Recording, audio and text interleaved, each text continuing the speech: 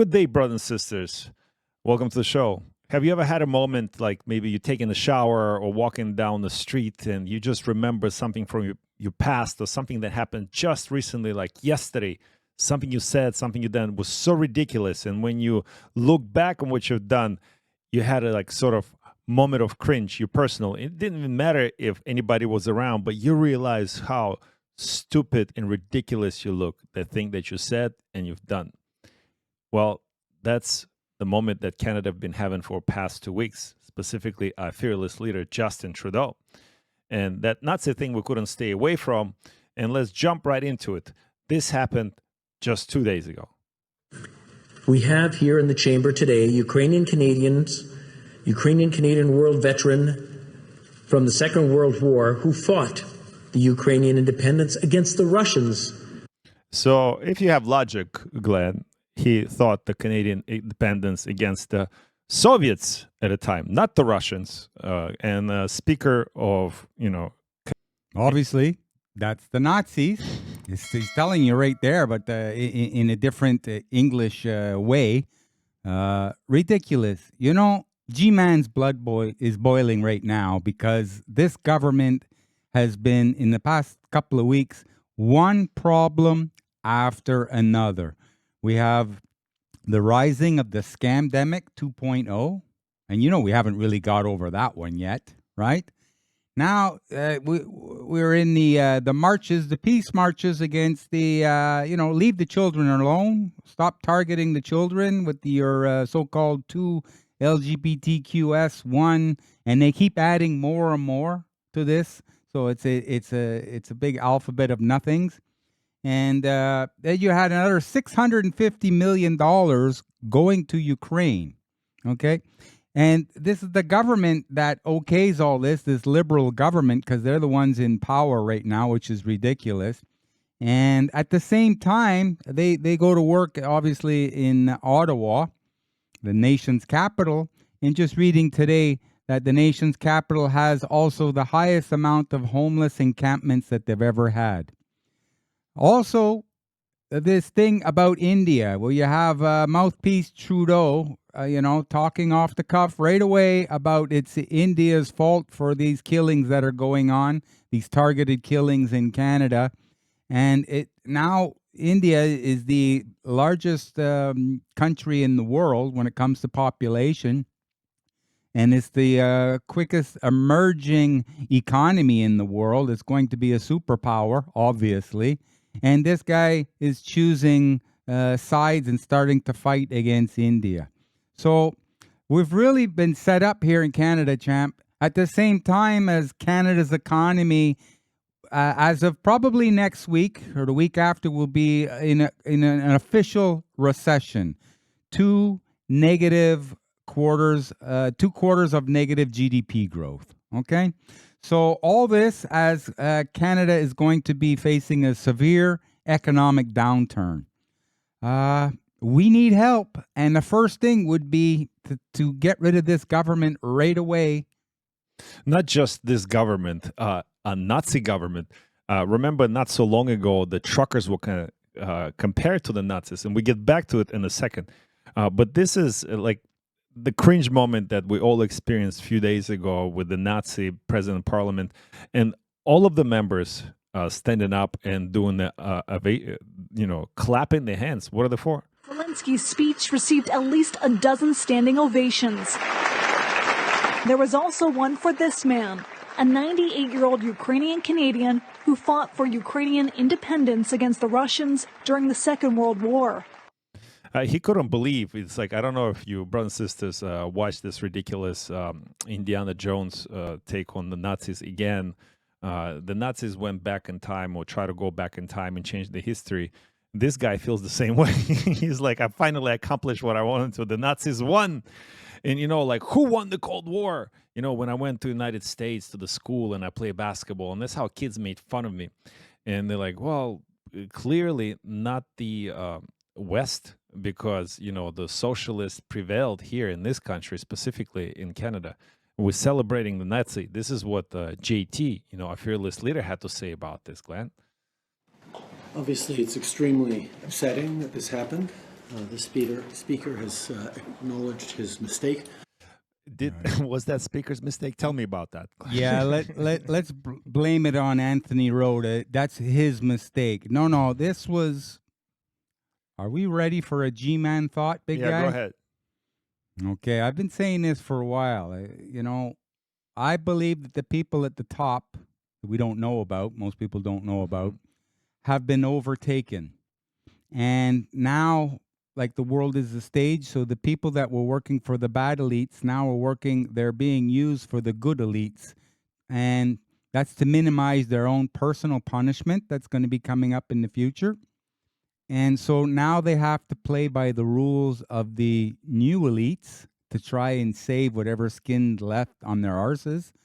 And, it's quite obvious now with this government in Canada. Trudeau keeps putting his foot in his mouth again and again and again. I mean, no government, no leader of a government, no government in power can make that many gaffes in such a short period of time. So it's all being exposed to Canadians. It's going to take a little while because, Canadians, a lot of them have been sleeping very well. And to wake them up, it's going to be a big chain of events. But now they're getting awakened with the unemployment rate starting to go up, their asset prices, usually their homes, starting to diminish, and the cost of living shooting up way too high, and they have nothing left over for just everyday expenditures. Let's finish the rest of his speech. And has apologized. But this is something that is deeply embarrassing to the Parliament of Canada and, by extension, to all Canadians. Well, it's deeply embarrassing to you, Justin, because That's something right. you're not really saying is you had this guy in your office. That's right. He's not an embarrassment to Canadians. Justin Trudeau and his government is an embarrassment. Canadians should be embarrassed because all countries in the world are starting to point their fingers at this government and saying, what's wrong with those Canadians? They should wake up. We should be embarrassed at the Liberal Trudeau and the Liberal government, not at what happened in the House, because they did that. The people of Canada didn't do that. Poland tried to extradite him, right? The guy that just got exposed. Yeah, for being a Poland Nazi. wants him back now. They want him. They want him to face war crimes. Well, just like Eichmann's and the Israelis flew to Argentina, the plane, and they basically kidnapped Eichmann. Are we expecting the same from Poland? I bet not. I think particularly of Jewish MPs and all members of the Jewish community across the country who are celebrating commemorating Yom Kippur. So the Nazi thing only impacts the Jewish community? It does not impact the Russian community that lives in Canada. It does not impact the Polish community. It does not impact all of the communities that were affected by the Nazis. Well, obviously, the Israeli diaspora in Canada are going to be affected the most because that was the biggest target. But that was the rise of Nazi and Hitler, Nazi Germany, and Hitler was funded by the Rothschilds. The Rothschilds are the owners of majority of the central banks in the world. So you see, you start connecting the dots and you see how everything is fitting together. Now, a lot of these ex-Nazis, they were allowed to assimilate into Canada. They were very successful at playing a very poor immigration system. That's what we have here.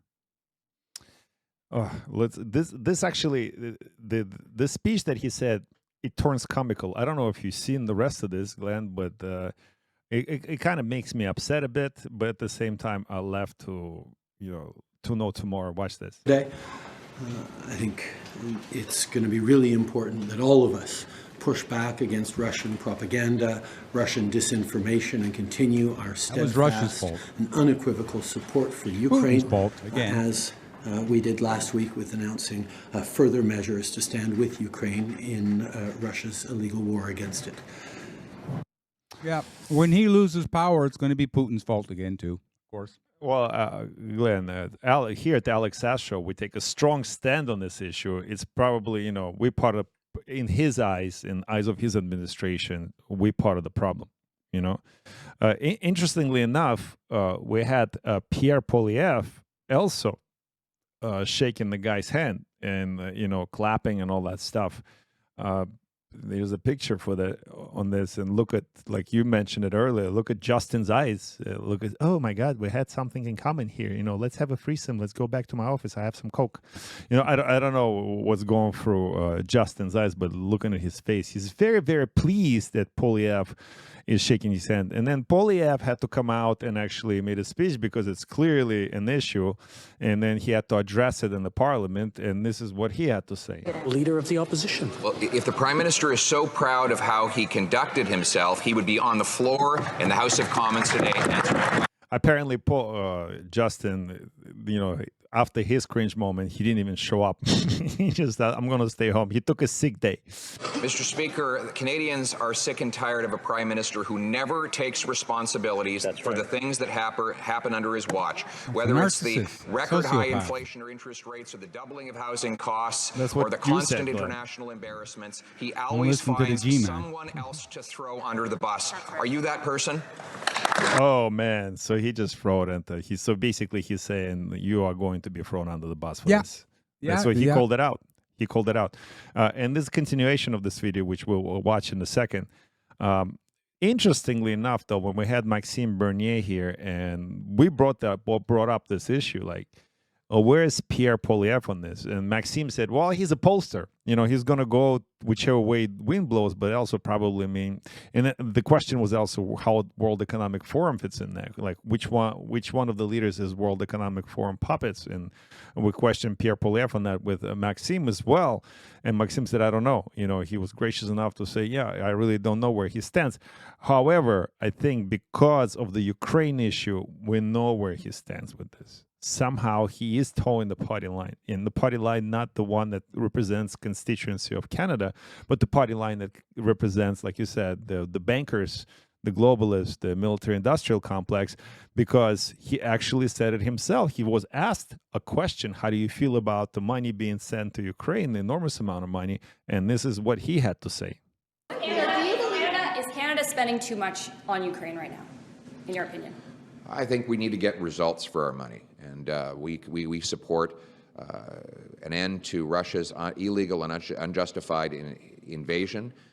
What the problem with this government is it's not that they don't spend enough, it's that they don't achieve enough results for the spending they do. They spend too much on back office bureaucracy and not enough on frontline military equipment. Get your money's worth, Glenn. What does it mean? Well, he actually says it there in his addressing this, saying, well, we need to get more weapons in there. So what does the weapons do? The weapons de-escalate. I mean, I understand, like, for example, even if you do security work, let's say you're doing a frontline security, crowd control, the last measure is to use of force. The first thing you do is what? You de-escalate, de-escalate, de-escalate. When the moment you start sending weapons to the front line, you're not de-escalating. It's completely opposite. You're escalating. But escalation is not just a meaningless word. Escalation means death, destruction, right?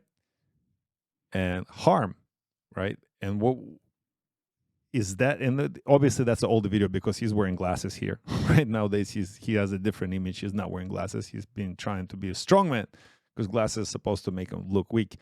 But it's not the glasses that make him look weak. There's the statements like this that'll make him look weak. How do you stand on Pierre Poilievre nowadays, Glenn? Well, what he just said, get your money's worth. Through different channels, apparently the total amount going to Ukraine, when it's all said and done, is going to be like about $9.5 billion. This is at a time when the Canadian government, meaning representing the people here, we're at all-time debt levels. Personal debt levels are at an all-time high. Corporate debt levels are at all-time high. And yet they still have money to send to Ukraine. And not only, but weapons. Some of these weapons are worth a few dollars, but Canadian weapons, I don't know what they're sending. Like, we're known not to have a very powerful military anymore. Good trained soldiers, mind you, but the military hardware is it's very outdated. It's getting a little rusty, big guy. So when they say, oh, we're going to be sending them all these armored carriers and this and that, and Well, they're probably saying thanks, but no thanks. Just keep sending the money. Yeah, well, why are they sending the money? First of all, it's, as we're aware, it's a money laundering operation, right?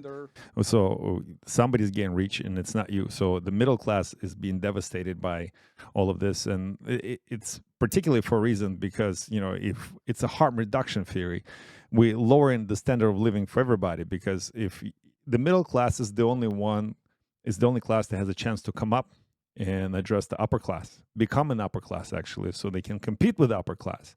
So if you don't have a middle class, nobody's there to compete with upper class. It's simple as that, right, Glenn? That's the have-nots. Have-nots, right? But who are we specifically sponsoring in Ukraine? And when Putin came out, said in the beginning, said, "Well, we're there to remove the Nazis," and this is the perfect example, like what we had here, we've been talking about it, like a Nazi problem in Ukraine, and that's what Putin's been screaming. And, you may blame us and call us, oh, you Russian sympathizers, you Nazi yourself, you trucker sympathizers, you Nazi yourself. Well, I'll beg your pardon, say it to my face, call me a Nazi, because, my grandmother and half of my family actually died in the World War II defending not only my freedom, but yours as well, right? So we can have that conversation, but it's not a threat. It's a legitimate discussion. I take this personally. And what else I take personally is my parliament celebrating the Nazi. Every single person. There's not a single person there that stood and said, whoa, whoa, whoa, what are you doing? This is a Nazi. There's not a single person that said last week, what are you doing with sending all that money to Ukraine to support the Nazi movement? And when you say, oh, Alex, you're one of them, you watch too much RT, you listen to the Putin. No, I don't. Here's the article from NBC. Glenn, this is an interesting article from NBC, and I don't know if you are up to read it with me, but this is from way earlier. That's March 5th, 2022. It's just when the war started. And Ukraine Nazi problem is real, even if Putin denazification claim isn't. NBC said it even in the beginning, and we knew for a long time that the Nazis in Ukraine is a real issue, and they came from the legacy media sources that Ukraine had a Nazi problem, Ukraine had a corruption problem, Ukraine was the most unstable country in that part of the world, at least, right? So, but language is important, Glenn. You brought it up yourself. How important is the language? So in this article, Nazi article, it starts with, of the many distortions manufactured by the Russian President Vladimir Putin to justify Russian assault on Ukraine, perhaps the most bizarre is the claim that actions was taken to denazify the country and its leadership. But even through Putin in engaging in propaganda, it's also true that Ukraine has genuine Nazi problem, both past and present. So which one is it, NBC? Does the Ukraine have a Nazi problem and Putin is right to go do this? Because we went for a lot less to countries like Libya, countries like Iraq, countries like Afghanistan, countries like Kosovo. Glenn, I can go on and go on. But again, we're not buying into this divide and conquer. We're not buying this who's right or wrong. It's evil versus good versus evil kind of situation. But there's definitely a Nazi problem in Ukraine, but there's also a Nazi problem here in Canada. And that's the issue. I mean, in Ukraine, it seems like so far away, it's still a problem with this, right? Because we live in the world, and the world is not that big according to legacy media, because it's, we're already overcrowded, and that's the climate change situation that we find ourselves in according to them. But the Nazi problem is real, Glenn. Do you know who the actual Nazi in a government or Nazi, I don't know, would she be Nazi herself? Undercover? Undercover, yeah. Do you know who that be? It's probably somebody very, very close to Justin Trudeau. 100%, ding, ding, ding. And this is what I found, right? We know who that is, right? World Economic Forum. You have Klaus Schwab at the top. You have Georgi Schwartz, George Soros, also known as, and surprise, Chrystia Freeland. She every year Davos, she's one of the organizers. So if you actually watching this, it will show you the picture of Chrystia Freeland's grandmother next to Hitler. But Klaus Schwab, a son of the Nazi collaborator, founder and executive chairman of World Economic Forum, Schwab's hometown, Ravensburg, Germany, was the first German city to practice eugenics, killing useless eaters, basically. Schwab's family company, Escher Wyss, exploited slave labor and allied POWs, manufactured key nuclear bomb-making technologies for Adolf Hitler in South Africa, sold Swiss flamethrowers to the Nazis, and was named a National Socialist model company by Adolf Hitler. George Soros, actually Nazi collaborator himself, globalist billionaire, helped the Nazis confiscate the property of fellow Jews, which somehow found itself in Madeleine Albright's home. And it was recognized on TV when she was doing an interview with one of the legacy media. I don't know if you guys know that story, but it's a story for another day. And was proud to admit it's on the 1998 60 Minutes interview with Steve Croft. He said, in regards to helping Nazis confiscate the property of his fellow Jews, that's when my character was made. And that's exactly the story I just referred to. And now you have Chrystia Freeland, Deputy Prime Minister of Canada, a granddaughter of Ukrainian Nazi collaborator Michael Chomiak, who ran a major Nazi propaganda newspaper called Krakowski Vesti during the Holocaust, which praised Hitler, pushed anti-Semitism, and normalized mass genocide for Jews after a mass shooting of Jews in Kiev at Babi Yar. Krakowski Vesti wrote that the city was better without the Jews and described Poland as infected by Jews. In 2019, she was appointed to the World Economic Forum Board of Trustees. In 2020-21, she laid down the iron fist of COVID tyranny in Canadians. So we actually have Nazi here in Canada. And if you don't believe me, tune in into any of our video platforms, Rumble specifically, and even Twitter, X. That's where we're going to put the show. And you see it in this picture, Glenn, the mother or a grandmother of Freeland, and the similarity is uncanny, right? It's almost the same face. You can't hide this. And next to her is Hitler, and next to her is Goebbels, the chief propagandist for the Nazi Party. And so it was her grandfather, chief propagandist for Ukraine for the Nazis, right? So we here knee deep or maybe waist deep in Nazis in Canada. We're supporting them with our parliament, with the government, with the money, with our policies, in our culture.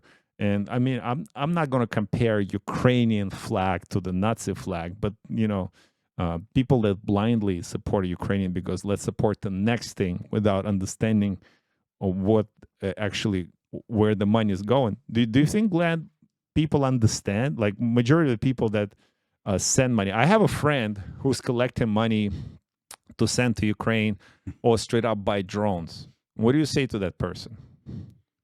Well, if it makes them feel good, but they're probably going to feel horrible after if they ever found out where that money was going. But you know where the money is going. Money is going to kill. What are the drones used for? They attach grenades to them. They fly over a living being. Doesn't matter who that human being is.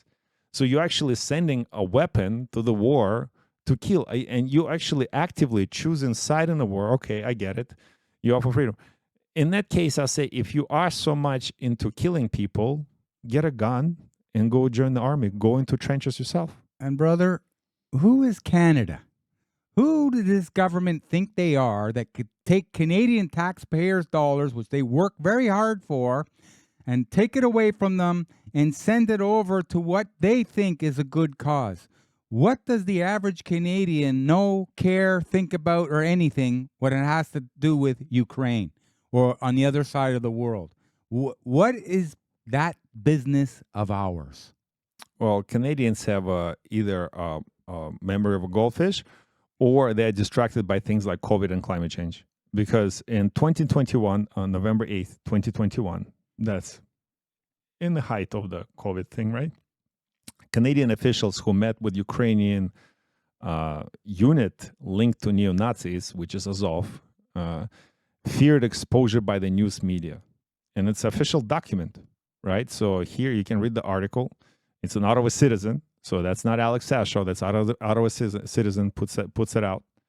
And Canadian officials who met with members of Ukrainian battalion linked to the neo-Nazis didn't denounce the unit, but were instead concerned the media would expose details of get-together according to the newly released documents. So this actually, they are 100% aware. The officials in our country, in Canada, 100% aware they are dealing with Nazis. They're sponsoring them with money. They're sponsoring them with military resources. They're training them. They're sponsoring them with weapons, and they're assisting them in killing other people.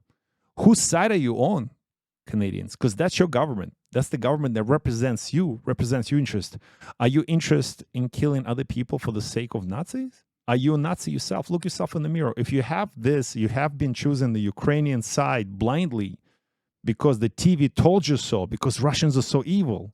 You know, the only reason you even think Russians are so evil because when you were a teenager, you're watching Hollywood movies like Schwarzenegger movies and Sylvester Stallone movies, and they were constantly fighting Russians, even though there was Soviet Union they were fighting.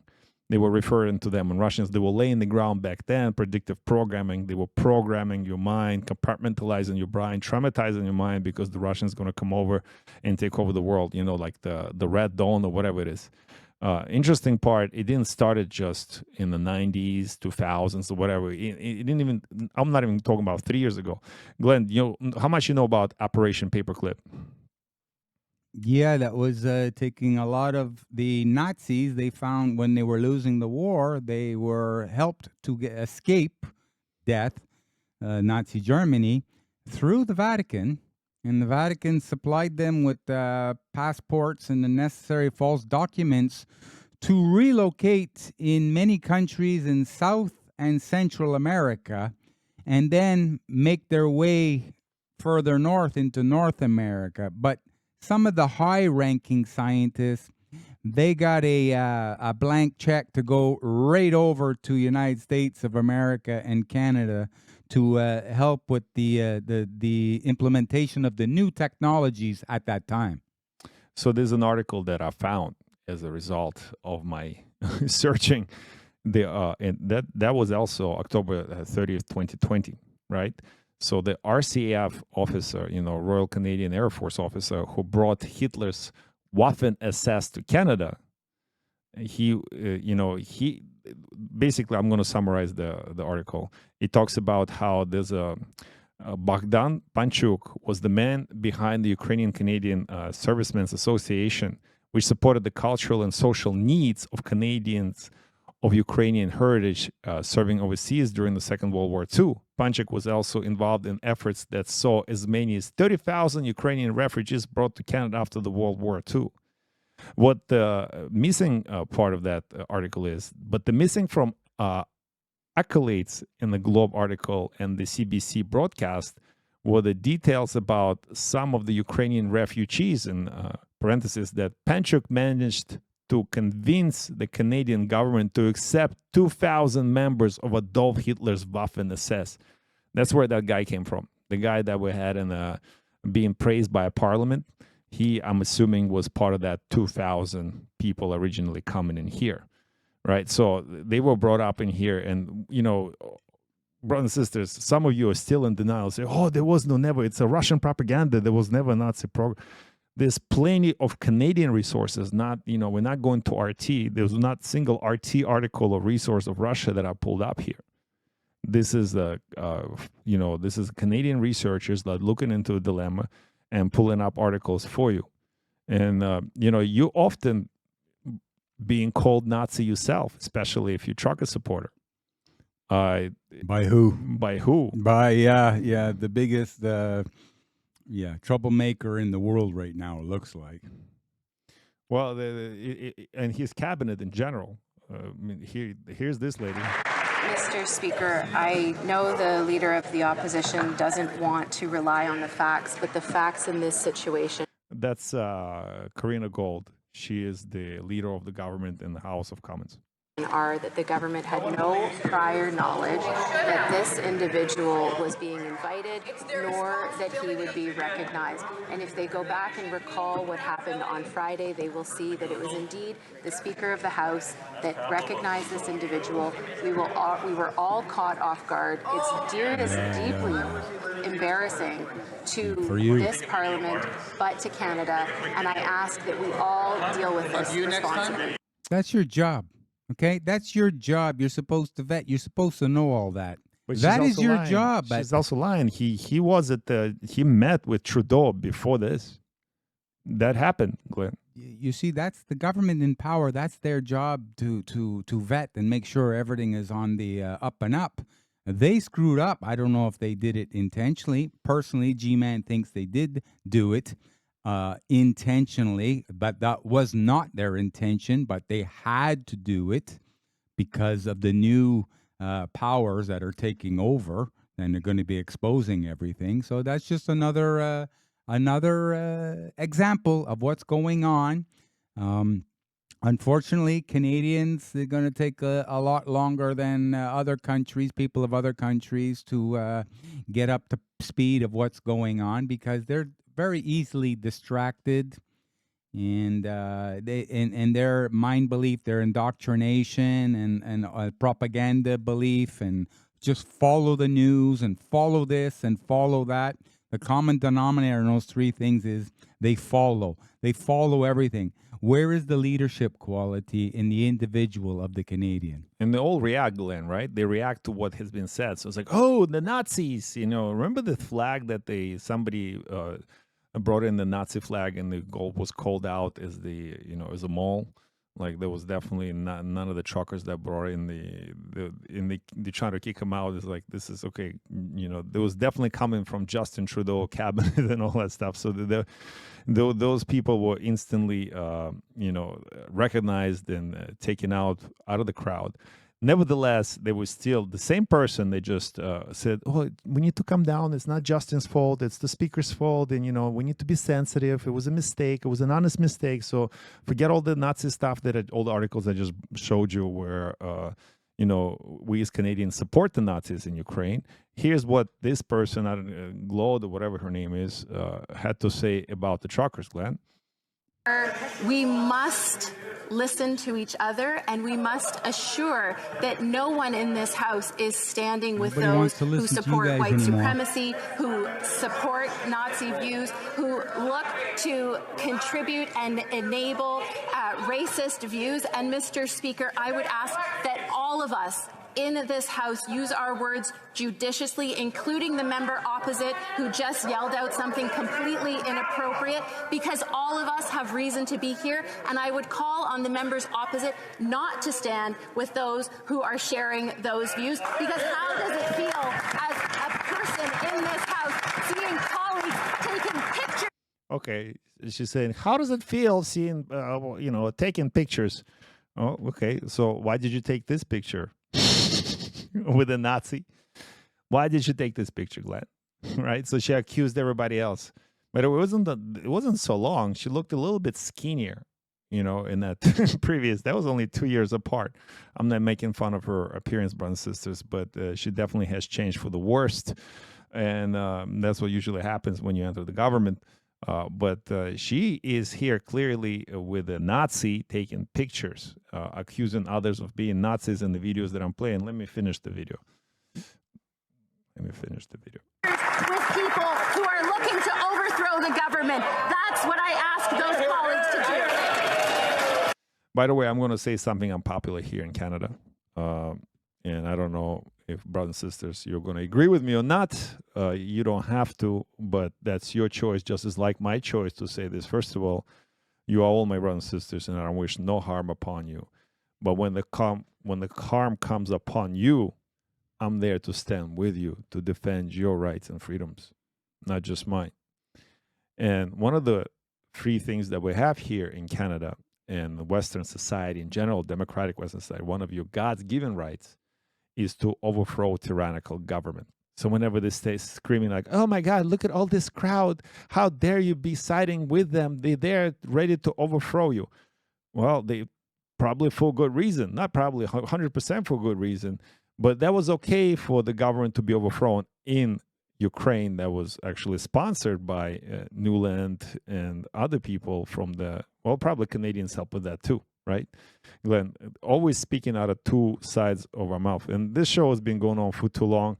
If we want to talk about Nazi problem in the world, in Ukraine and Canada and United States, and specifically, there's tons of it. But I'll just play a couple of videos before we close the show. Christopher, there's a presidential race going on right now.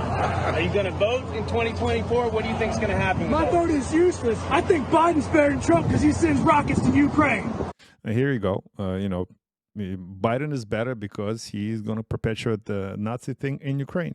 If you're watching this, the next video is the video of the chief of police of Kiev when he escaped Kiev for whatever reason, and he's full of Nazi tattoos, including swastika on his left hand.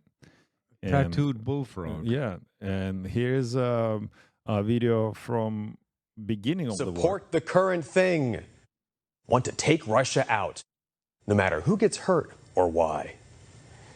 In another gruesome example, Bouquet says that the Ukrainian soldiers rounded up Russian prisoners and tied them up in a barn so they could beat them, shooting them in the kneecaps and executing the Russian officers by shooting them in the head. Bouquet says the Ukrainian soldiers he worked with often laughed about skinning Jews and blacks alive. If you're looking at the images, especially this one that I just posted, the book that they have there, and that's, obviously beside all the swastika, one of the books is Mein Kampf, right? And you can see it's all stage, it's all theater. Okay, fine. If they had the chance. These are reports from the conflict. If you deny them because you don't like them, you are changing reality to fit your beliefs. Democrats want to talk about fighting white supremacists and Nazis in America, but then bend over backwards to support actual real-life Nazis in Ukraine. And actually, here in America, too, an unsealed FBI indictment against 4 Americans accused of being white supremacists shows they had trained with Ukraine's Azov battalion. Glenn, basically there's Nazis everywhere. The problem I have with that, not the fact that they're everywhere, there's evil everywhere. I know, I'm aware of that. The problem that I have, that's my government, without my agreeing to it, and you're agreeing to it, and actually most Canadians even being aware for what the money being sent to. We're basically not only supporting Nazis in whatever they're doing in Ukraine, we're actually bringing them here into Parliament. And we are doing the beating of Adolf Hitler. I don't know. This is awful. This is awful. This is not a happy day for me because, my grandmother, she is no longer with us. She transitioned, but she's a World War II veteran with a lot of medals. She helped to defeat the Nazis. And now I have Nazis in Canada. I am Canadian, brothers and sisters. Just because I'm of a Russian origin, it does not take away my Canadian pride. And I don't mean the kind of pride that you're talking about. I'm proud to be Canadian. And this is very upsetting to me. Brothers and sisters, but we're going to finish on a good note. Glenn, what's a good note? Yeah. After things get bad and we all wake up, we're going to go through the Great Reset. And the Great Reset will bring us to probably the best time ever in humanity to be alive on the planet. We're going to have an abundance of everything. You're going to work less hours. You're going to get paid more. You're going to be taxed less because this stealing of your wealth will dissipate in the Great Reset. And we're going to have a government from the people, by the people, for the people, and they're going to be held accountable to what the people want, the way it should always have been. And it's going to be completely different from the way it is now. So we won't have people like Justin Trudeau coming to power through the manipulation of the mindset of the individual because of the media matrix and what you see on TV and the programming. That's all going to come to an end. We're going to be going through another type of renaissance where the quality of life is going to be a lot better, a lot easier, and it's going to be a lot less sickness and disease and disaster in the world. Stop participating in the death cult. Celebrate life. Celebrate love, kindness, and goodness. Share good things. Do something good. This day, today, after you watch this show, go do good for someone without expecting anything in return. Pass it forward. Brothers and sisters, we'll love you and respect you, and we'll see you on the next one.